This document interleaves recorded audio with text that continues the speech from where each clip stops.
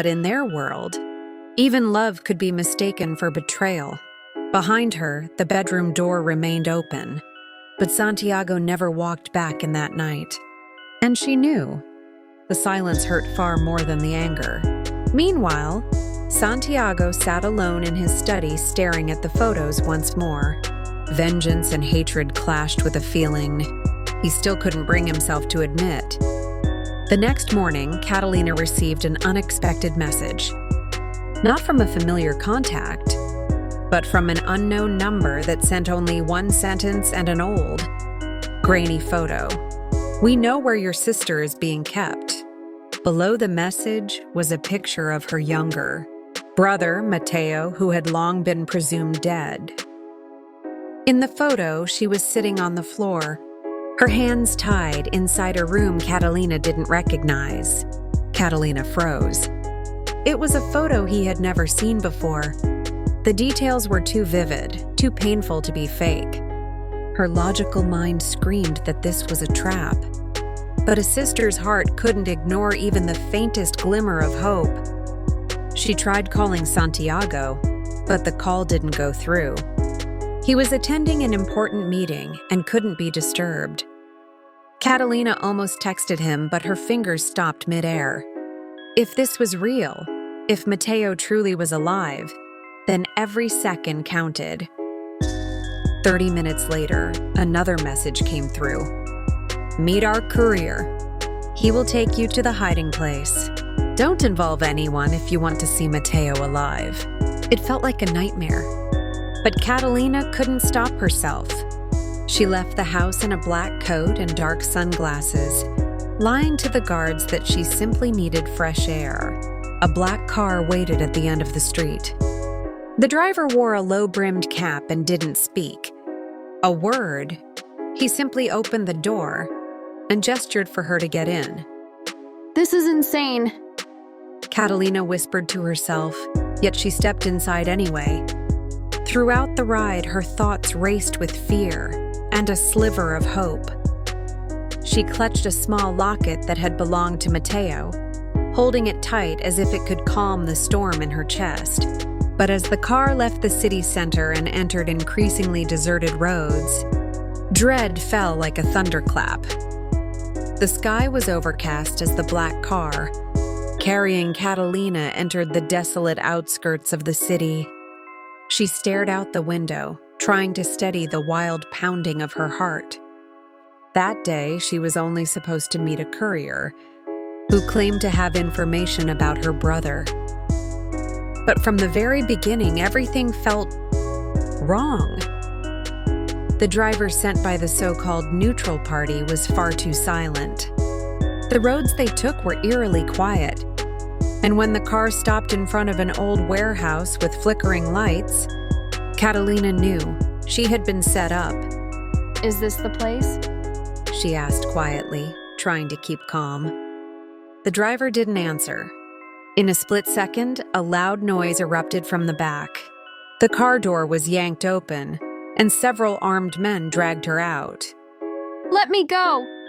Catalina kicked and screamed, but the hands were too strong. They hauled her into the rust and oil-scented building. Inside, dim lights illuminated a man with a smug grin, Eduardo, a distant cousin from the Rojas family known for his cruelty and ambition.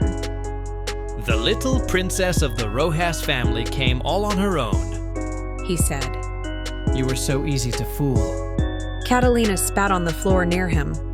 "If you lay a finger on me, Santiago will..." "Will what? Burn the world?" Eduardo laughed. "Let him try. Isn't this what you wanted all along? Freedom from that political marriage?" Catalina's face tightened. "I may have hated Santiago once, but I'd never betray him." Eduardo stepped closer. "Then why did you secretly send me those files? Leak his routines? Betray him?" Catalina went silent. She looked down, her eyes trembling. "I only wanted my brother to be safe. That's all." "By endangering the man who fell in love with you?" Eduardo sneered. "How noble of you." Catalina's fists clenched. Tears streamed down her cheeks in silence. She couldn't deny it. Her decision to leak information had led her deeper into a trap than she'd ever imagined. But she had never intended to sell Santiago's life. Not like this. They tied her to a cold chair and left her alone for hours. Dried blood crusted on her temple. Her body shivered. But her mind clung to one person, Santiago. Would he come? Or did he hate her completely now? The news of Catalina's betrayal struck the De Vega family like a bolt of lightning in broad daylight. Santiago shut himself off from the world, his expression colder than ever, his gaze sharp like a blade. Yet behind the anger and hatred, there was a restlessness he couldn't hide. One night, as thunder roared and rain drenched the city, Santiago's phone rang. The voice on the other end made his blood boil. Catalina had been kidnapped by an extremist group, those who opposed the peace between the two families and would destroy the alliance at any cost. Wasting no time, Santiago mobilized his best men. He drove his luxury car himself, racing through the dark night, braving the torrential rain and slick roads. The enemy's hideout was an old warehouse on the city's outskirts.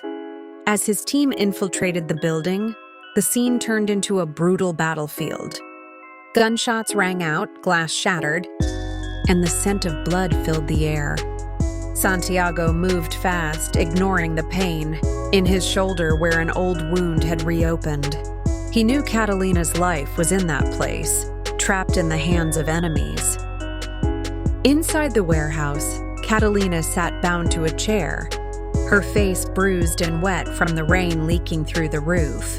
But her eyes still burned with defiance, unwilling to give in. An explosion rang out in the distance. Screams, gunfire. Catalina's heart jumped as the warehouse doors were kicked open.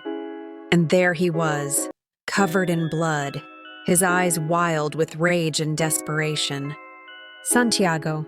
He shot one guard without hesitation and tore through the rest like a storm.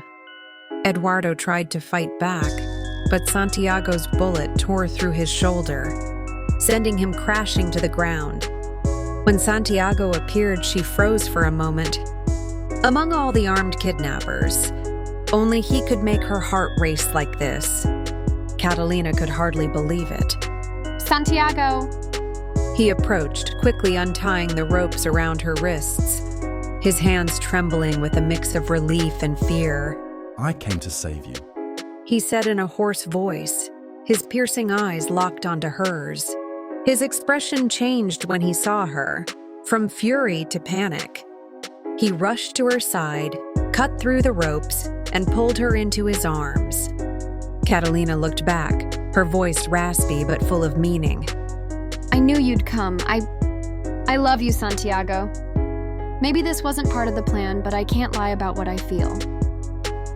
Are you hurt? He rasped. Catalina shook her head, tears falling freely. I was stupid. I'm sorry, A gunshot cracked through the air. A bullet struck Santiago's back. No! Catalina screamed. Santiago staggered, but still shielded her, gripping her hand tightly even as his strength drained. I promised. I won't let them touch you. Shh! Don't speak. Please don't talk. Catalina pressed against the wound on his back, his blood soaking her hands. If you die, I'll hate you. I swear I will. Her voice broke. Santiago looked at her weakly, trying to smile. Then you'll have to live long enough to yell at me, Carino. Suddenly, a shot rang out. Santiago staggered as a bullet tore into his shoulder. Blood gushed out, but he forced himself to stay standing, shielding Catalina with his own body.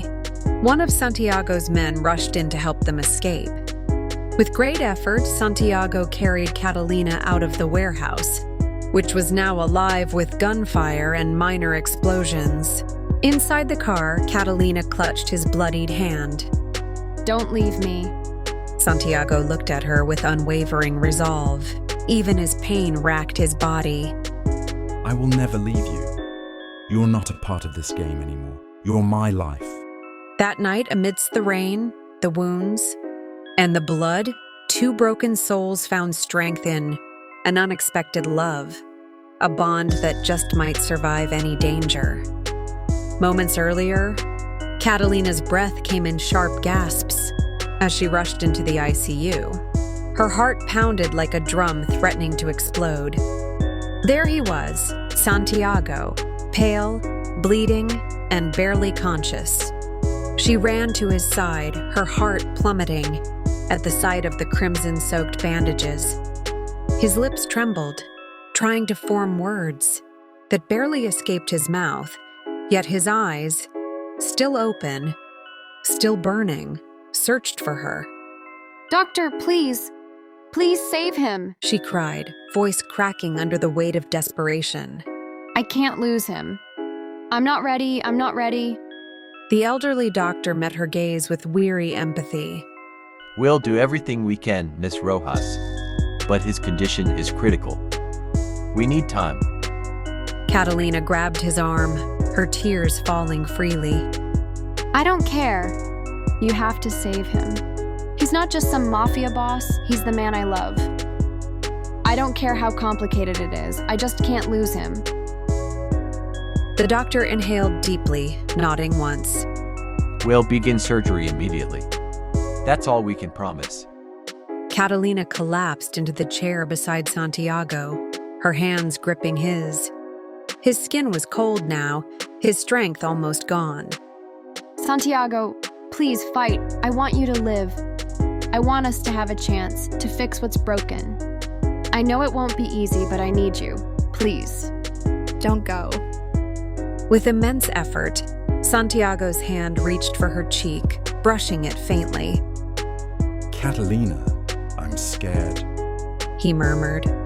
Not of dying, but of leaving you alone. Her fingers closed tightly around his. You'll never be alone. I swear, as long as I breathe, I'll be right here. We'll fight this, together. As the doctors wheeled Santiago toward the operating room, Catalina stood frozen. Her hand lingered in the air, still feeling the warmth of his even as he disappeared from view. The blood between them told a story deeper than any war or vendetta. It spoke of hearts that had been shattered, rebuilt, and now risked everything to be whole again. In the silence of that sterile corridor, Catalina made her vow. I won't let you go. Not now, not ever. The weight was unbearable.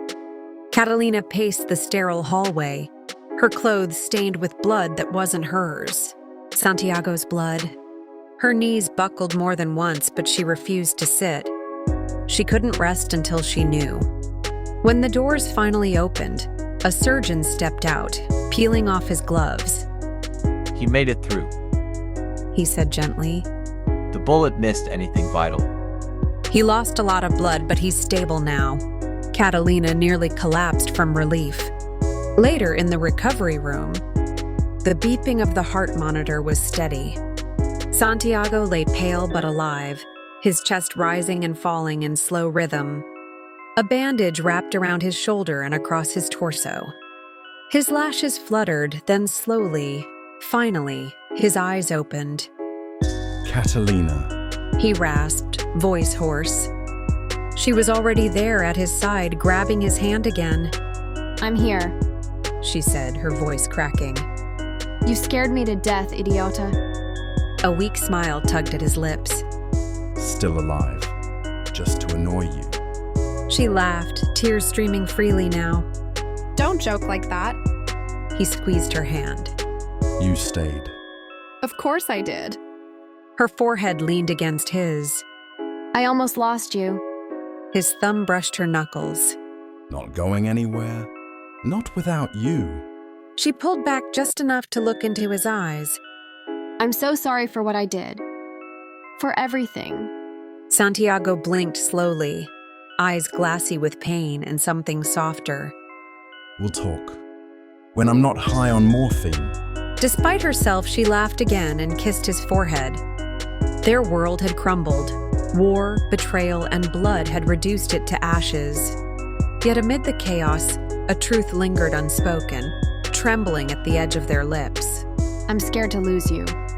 Catalina whispered, her voice trembling. Santiago forced a weak smile through the pain. If I don't make it, never doubt how much I love you. Tears shimmered in Catalina's eyes. I love you too, Santiago. I always have, before I even understood what love meant. The seconds ticked by slowly, suspended between hope and despair. The beeping of the heart monitor echoed softly, a quiet witness to a fragile battle between life and death. The distant wail of an ambulance siren filled the air, but to Catalina, everything else had faded. Her entire world was centered on the man lying broken before her, his strong frame, now pale and fragile, surrounded by tubes and machines. Blood seeped from the open wound in his shoulder, defying every effort the doctors had made. Santiago's face was ghostly, but his dark eyes still burned with an intensity that pierced her soul. Don't leave me. Catalina pleaded, her voice breaking as tears streamed down her cheeks. Her trembling hand clutched his tightly, as if letting go would mean losing him forever. Santiago tried to lift his hand to her face but was too weak. Instead, he drew a shaky breath and murmured, I never thought the hatred we carried could turn into something so much deeper. Catalina shook her head, her tears falling freely. I never meant to fall for you either. But you made me believe That maybe there's another way besides revenge and blood. Santiago's heartbeat grew erratic, each thump a battle between staying and slipping away. If I have to go, I want you to know I love you, Catalina. Not as an enemy, but as someone I want to protect, always. Her sobs broke free. I love you too, Santiago. And I promise I'll never let you be alone again. They locked eyes, a silent communion of pain, regret, and something achingly tender. In their entwined hands, they found the strength to keep fighting. Outside, the world was still burning, but here, in this room, two wounded souls had found sanctuary. The heart monitor pulsed steadily, each beep a fragile note of life. Hold my hand. Don't let go. Santiago whispered. I'm not letting go. Catalina said, her voice firm despite the tears. And there they stayed in that sterile, cold hospital room, two souls scarred by the past, clinging to each other with nothing left to hide. No more masks, no more lies, only love, raw, real, and broken, but theirs. In that quiet room, filled with the scent of antiseptic and the echo of near death, Catalina held on to him like a second chance, and Santiago, broken but breathing, held on right back.